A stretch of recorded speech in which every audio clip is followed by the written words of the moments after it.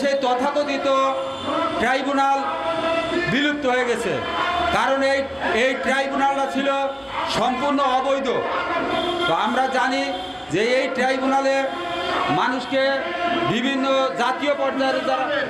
জাতীয় পর্যায়ের নেতৃবৃন্দ ছিল মৌলানা মতিউর রহমান নিজামী, মৌলানা আলী হাসান মুজাহিদ, মোহাম্মদ কামরুজ্জামান, জাতীয় পর্যায়ের জামাত ইসলামের নেতৃবৃন্দ, তাদেরকেও কিন্তু এই তথাকথিত ট্রাইব্যুনাল তৈরি করে তাদের কিন্তু ফাঁসি দেওয়া হয়েছে।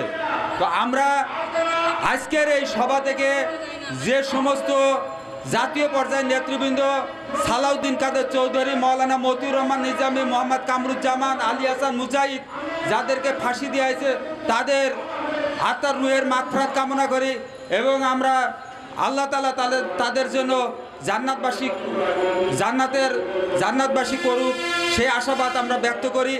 এবং বিগত দিনে চৌধুরী আলম যে আজকে গুম হয়েছে, আজকে জননেতা ইলিয়াস আলী, আপনি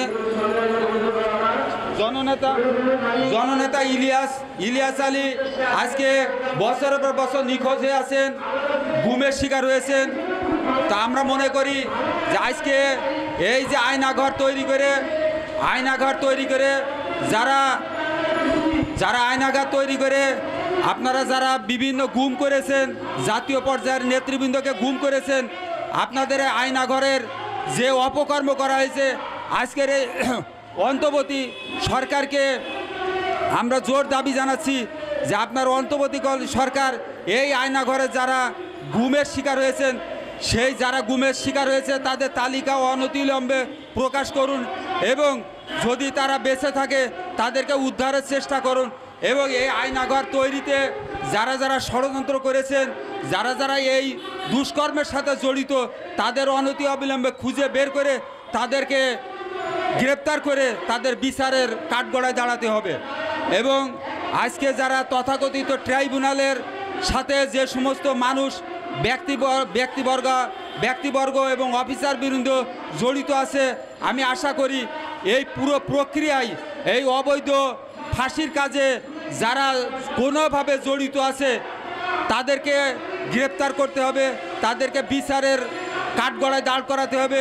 কারণ এত বড় অবৈধ কর্মকাণ্ড এই যে তথাকথিত ট্রাইব্যুনালের নামে করা হয়েছে, আমরা বিশ্বাস করি যে আজকে তাদেরকে বিচারের কাঠগড়ায় যদি না দাঁড় করানো হয় তাহলে ভবিষ্যতে আমাদের দেশটা একটা অন্ধকারের দিকে চলে যাবে।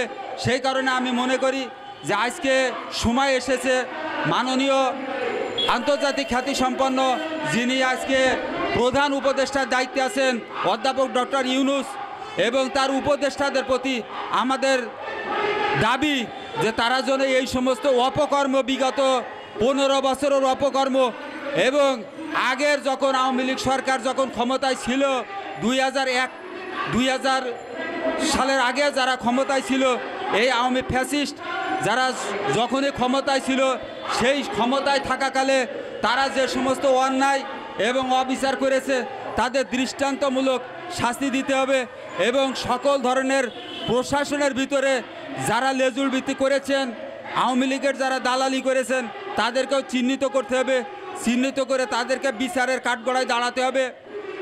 আজকে আপনারা দেখছেন যে বাংলাদেশে কিছুদিন আগেই ভয়াবহ বন্যার শিকার হয়েছে।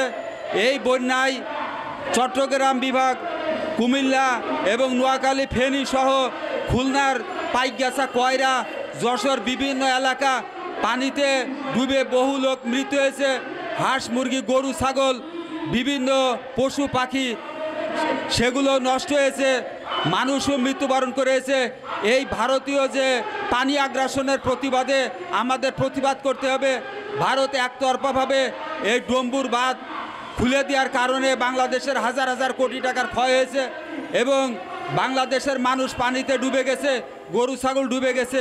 ভারত তথাকথিত বাঁধ দিয়ে আমাদেরকে পানিতে মারার যে ষড়যন্ত্র করছে আমরা তার তীব্র নিন্দা জানাই এবং আমরা মনে করি যে বাংলাদেশের বিরুদ্ধে এই ভারতীয় আধিপত্যবাদী শক্তি বিভিন্ন সময় বাংলাদেশ রাষ্ট্রের প্রথম থেকেই আমাদের বিরুদ্ধে ষড়যন্ত্র লিপ্ত আছে এইটা শুধু ষড়যন্ত্র এখন না, বিগত 1971 সাল থেকেই আমাদের বিরুদ্ধে ষড়যন্ত্র চালু রেখেছে। সেই কারণে আমরা ভারতের যে পানি সন্ত্রাস, অর্থনৈতিক অর্থনৈতিক যে তাদের যে ধ্বংসলীলা এবং বিভিন্ন সামাজিক সাংস্কৃতিক তারা যে সমস্ত ষড়যন্ত্র করছে, এই ষড়যন্ত্র থেকে আমাদের সাবধান থাকতে হবে। এবং ভারতের প্রতিরক্ষা মন্ত্রী আপনারা জানেন রাজনাথ সিং কয়েকদিন আগেই বাংলাদেশের বিভিন্ন বিষয় নিয়ে